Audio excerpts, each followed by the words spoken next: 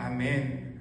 오늘 함께 나누실 말씀은 역대상 16장 23절에서 43절까지의 말씀입니다. 역대상 16장 23절에서 43절까지의 말씀입니다. 역대상 16장 23절에서 43절까지의 말씀입니다. 제가 봉독하도록 하겠습니다. 온 땅이여 여호와께 도래하며 그의 구원을 날마다 선포할지어다. 그의 영광을 모든 민족 중에 그의 기이한 행적을 만민 중에 선포할지어다. 여호와는 위대하시니 극진히 찬양할 것이요 모든 신보다 경외할 것이며 만국의 모든 신은 헛것이나 여호와께서는 하늘을 지으셨도다. 존귀와 위엄이 그의 앞에 있으며 능력과 즐거움이 그의 처소에 있도다. 여러 나라의 종족들아 영광과 권능을 여호와께 돌릴지어다. 여호와께 돌릴지어다. 여호와의 이름에 합당한 영광을 그에게 돌릴지어다. 재물을 들고 그의 앞에 들어갈지어다. 아름답고 거룩한 것으로 여호와께 경배할지어다. 온 땅이여 그 앞에서 떨지어다. 세기가 굳게 서고 흔들리지 아니하는도다. 하늘은 기뻐하고 땅은 즐거워하며 모든 나라 중에서는 이르기를 여호와께서 통치하신다 할지로다. 바다와 거기 충만한 것이 외치며 밭과 그 가운데 모든 것은 즐거워할지로다. 그리할 때 숲속의 나무들이 여호와 앞에서 즐거이 노래하리니 주께서 땅을 심판하러 오실 것이미로다. 여호와께 감사하라. 그는 선하시며 그의 인자하심이 영원함이로다. 너희는 이르기를 우리 구원의 하나님이여 우리를 구원하여 만국 가운데에서 건져내시고 모으사 우리로 주의 거룩한 이름을 감사하며 주의 영광을 드높이게 하소서 할지어다. 여호와 이스라엘의 하나님을 영원부터 영원까지 송축할지로다 하매 모든 백성이 아멘하고 여호와를 찬양하였더라. 다윗이 아삽과 그의 형제를 여호와의 언약궤 앞에 있게 하며 항상 그 궤 앞에서 섬기게 하되 날마다 그 일대로 하게 하였고 오벳에돔과 그의 형제 68명과 여두둔의 아들 오벳에돔과 호사를 문지기로 삼았고 제사장 사독과 그의 형제 제사장들에게 기브온 산당에서 여호와의 성막 앞에 모시게 하여 항상 아침 저녁으로 번제단 위에 여호와께 번제를 드리되 여호와의 율법에 기록하여 이스라엘에게 명령하신 대로 다 준행케 하였고 또 여호와의 인자하심이 영원하심으로 그들과 함께 헤만과 여두둔과 그리고 택함을 받아 지명된 나머지 사람을 세워 감사하게 하였고 또 그들과 함께 헤만과 여두둔을 세워 나팔과 재금들과 하나님을 찬송하는 악기로 소리를 크게 내게 하였고 또 여두둔의 아들에게 문을 지키게 하였더라. 이에 뭇 백성은 각각 그 집으로 돌아가고 다윗도 자기 집을 위하여 축복하려고 돌아갔더라. 아멘. 16장 앞부분을 보면 법궤가 예루살렘에 안치된 마침내 법궤가 예루살렘으로 들어온 그날 다윗은 백성 앞에서 한 시를 낭송하게 합니다. 16장 7절에 보면 그날에 다윗이 아삽과 그의 형제를 세워 먼저 여호와께 감사하게 하여 이르기를 하면서 이 찬송의 시가 쭉 나옵니다. 그래서 12절에 보면 그의 찬송은 이렇게 시작합니다. 너희 하나님의 종 이스라엘아 그가 세우신 언약을 기억하라. 그 찬송의 시는 이스라엘에게 향한 찬송시였습니다. 그런데 오늘 본문 23절부터 그 시의 시야가 갑자기 넓어집니다. 여기 보면 12장에서는 이스라엘의 후손 곧 택하신 야곱의 자손 너희는 이렇게 이야기하던 시가 이제는 온 땅이여로 바뀝니다. 온 땅이여 여호와께 노래하며 이스라엘 백성만 부르던 찬양이 이제 온 세상으로 열방으로 바다로 숲과 나무들에게까지 쫙 확장이 됩니다. 여기 23절을 보면 24절을 보면 이렇게 나오죠. 그의 영광을 모든 민족 중에 그의 기이한 행적을 만민 중에 선포할지어다. 온 땅이여 라면서 그 대상을 확장하면서 이렇게 말합니다. 그의 기이한 행적을 만민 중에 선포해라. 이스라엘만 선포하는 것이 아니라 이제 온 만민이 그 하나님의 기이한 행적을 선포하는 겁니다. 히브리어로 여기서 선포할지어다라는 것은 단순히 통보하다, 알리다라는 뜻이 아니라 기쁜 소식을 전한다라는 뜻을 갖고 있습니다. 그래서 우리가 흔히 얘기하는 복음이라는 기쁜 소식, 굿뉴스라는 단어의 뿌리가 바로 여기에서 나옵니다. 그래서 굿뉴스는, 복음은 선포돼야 되는 겁니다. 그냥 굿뉴스는 내가 알고 마는 게 아니라 선포돼야 된다라는 거죠. 그래서 8절부터 22절에서 여호와의 행적을 전할 자는 이스라엘이었습니다. 그런데 23절로부터는 그 화자와 청중이 모두 온 땅과 열방으로 확대됩니다. 말하는 자도 듣는 자도 더 이상 이스라엘에 갇혀 있지 않습니다. 그리고 이런 확장의 근거, 열방이, 온 땅이 여호와께 노래하며 그의 기이한 행적을 선포할 이유가 26절에 나옵니다. 만군의 모든 신은 헛것이나 여호와께서는 하늘을 지으셨도다. 이 헛것이라는 것은 아무 능력도 없는 무가치한 것을 뜻합니다. 만국의 모든 신은 헛것이지만 오직 여호와 하나님이 창조하셨다라는 겁니다. 세상을. 그러니까 여호와가 단순히 이스라엘만의 부족신이 아니라 하늘을 지으신, 땅을 지으신 창조주이시기 때문에 그분을 향한 찬양은, 그분을 향한 노래는 온 세상을 향해 열려 있어야 마땅하다라고 말하고 있는 겁니다. 그런데 이스라엘이 그 사실을 잊고 있는 거죠. 역사를 보면 이스라엘은 그 사실을 잊고 마치 여호와 하나님을 자신만의 신, 이스라엘의 부족신 마냥 대우를 합니다. 그래서 나만이 그 선민, 택함을 받은 민족이고, 하나님은 나만의 하나님이고 다른 민족은 다 죽어도 되고, 그런 의식을 갖게 되는 거죠.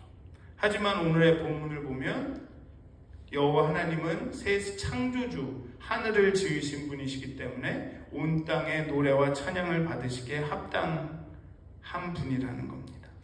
근데 흥미로운 것은 30절을 보면 온 땅이여 그 앞에서 떨지어다. 세계가 굳게 서고 흔들리지 아니하는도다.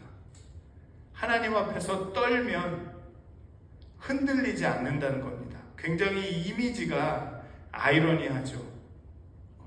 흔들리지 않는 것은 떨지 않는다는 얘기인데, 아이러니하게도 여호와 앞에서 떨 때 굳게 서고 흔들리지 않는다는 겁니다. 그렇게 열방에게 선포하죠. 열방아, 하나님은 창조주시기 때문에 우리 모두가 그 앞에서 경외하며 떨며 그의 기이한 일을 만국에 선포해야 된다.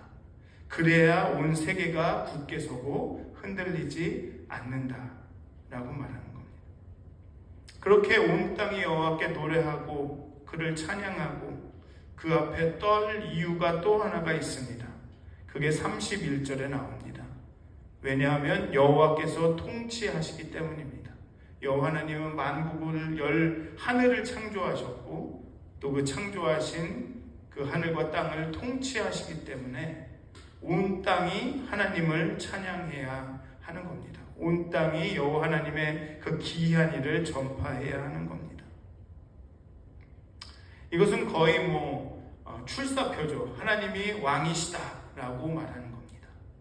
다윗은 하나님의 법궤를 예루살렘에 가져오면서 이렇게 고백하는 거죠. 내가 왕이 아니라 정말로 다스리시고 통치하시는 왕은 하나님이시다라고 말합니다. 그런데 여기서 우리가 주목해야 될 것은 무엇이냐 하면 그 여호와의 통치 하에서 하늘은 기뻐하고 땅은 즐거워한다라는 겁니다. 우리 다스린다, 통치를 받는다 하면 왠지 우리는 불편하고 거부감이 있는데 여호와의 통치를 받게 되면 그 결과는 기쁨과 즐거움이라는 겁니다. 그리고 더 놀라운 것은 33절에 보면 바다 32절과 33절을 보면 바다와 거기 충만한 것이 외치며 밭과 그 가운데 모든 것은 즐거워할지로다. 그리할 때에 숲속의 나무들이 여호와 앞에서 즐거이 노래하리니 주께서 땅을 심판하러 오실 것입니다. 여호와께서 통치하시는 게 기쁨의 이유고 또 여호와께서 심판하러 오신다라는 게 즐거움과 기쁨의 이유라는 겁니다. 이것은 좀 놀랍죠. 심판은 즐거운 일이 아니고 기쁜 일이 아닐 텐데 시편의 저자는 오늘의 다윗은 여호와께서 심판하러 오시는 것이 기쁨의 이유라고 말합니다.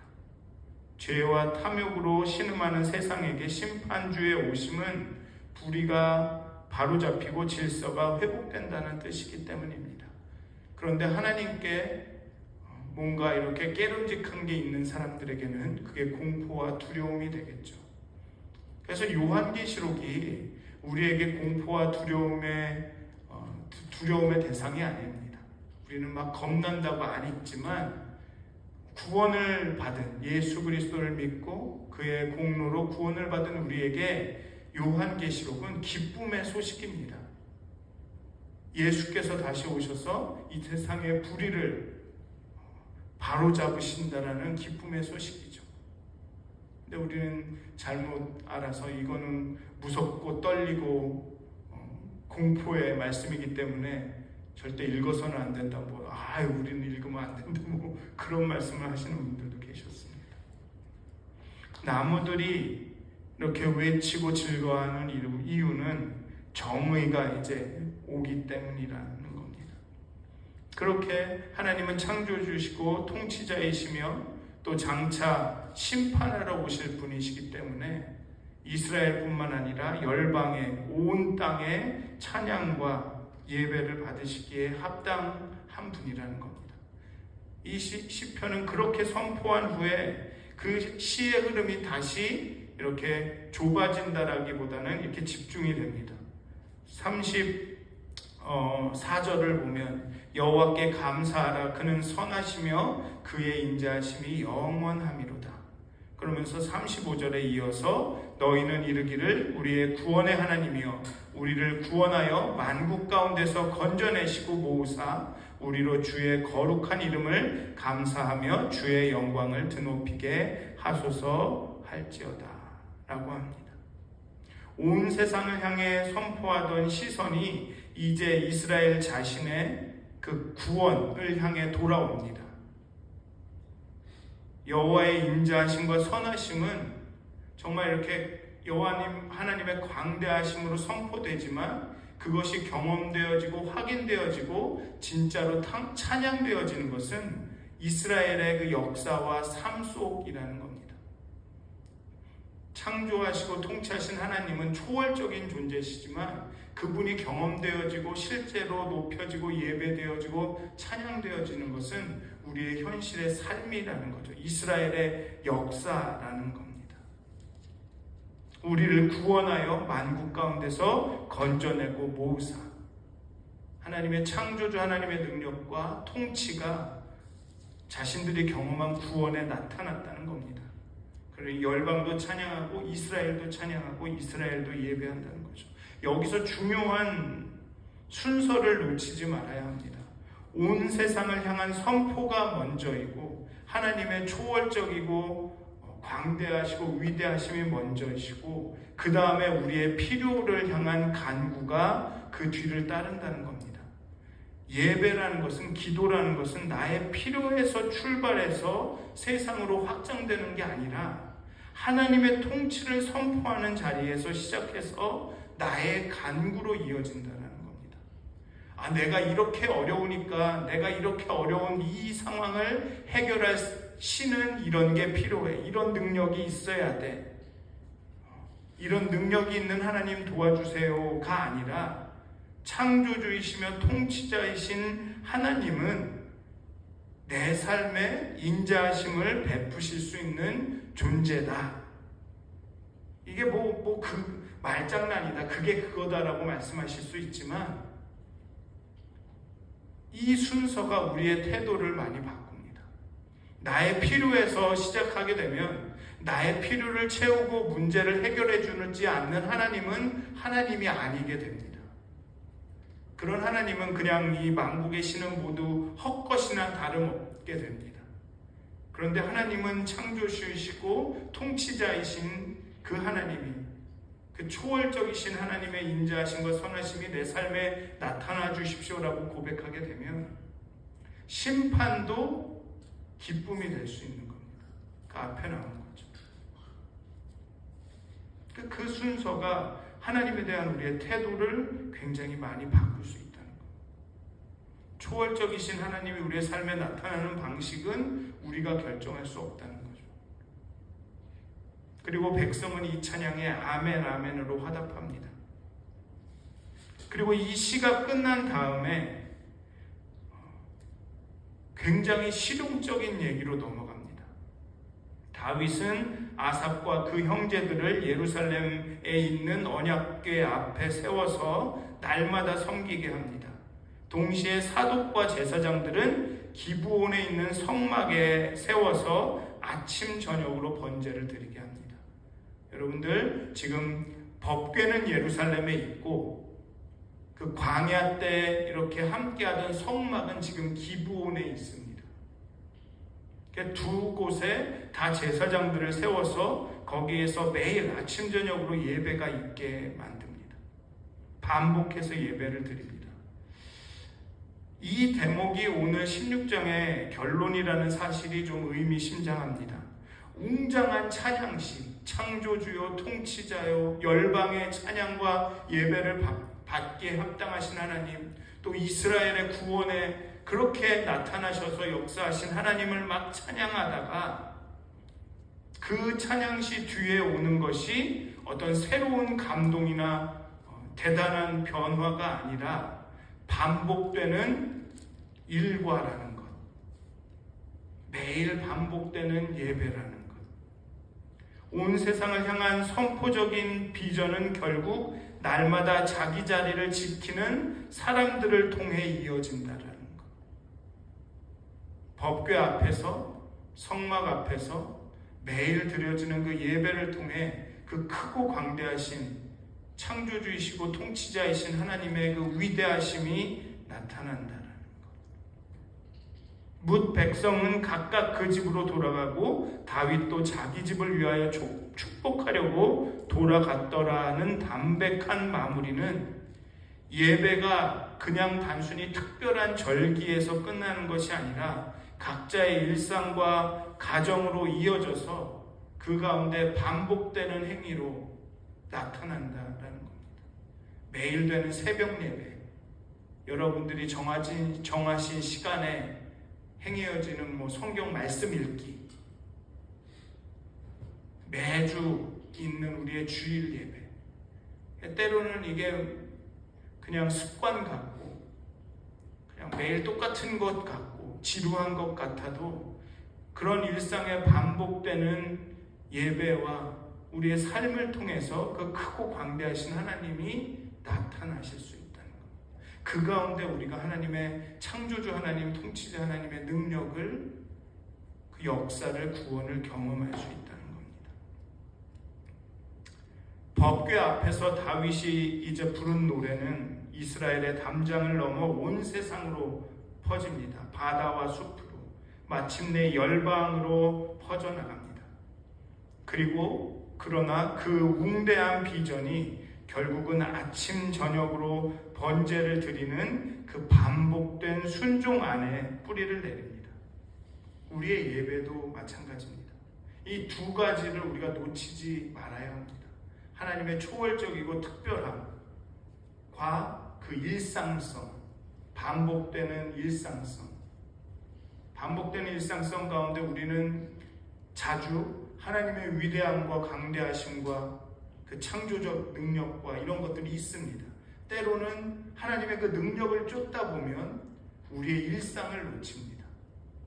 그저 우리에게 경험되어지는 그 뜨거운 신비한 체험만 쫓아다니게 되죠. 이 두 가지가 항상 균형을 이루어야 됩니다. 그게 신앙생활이고 그게 예배죠.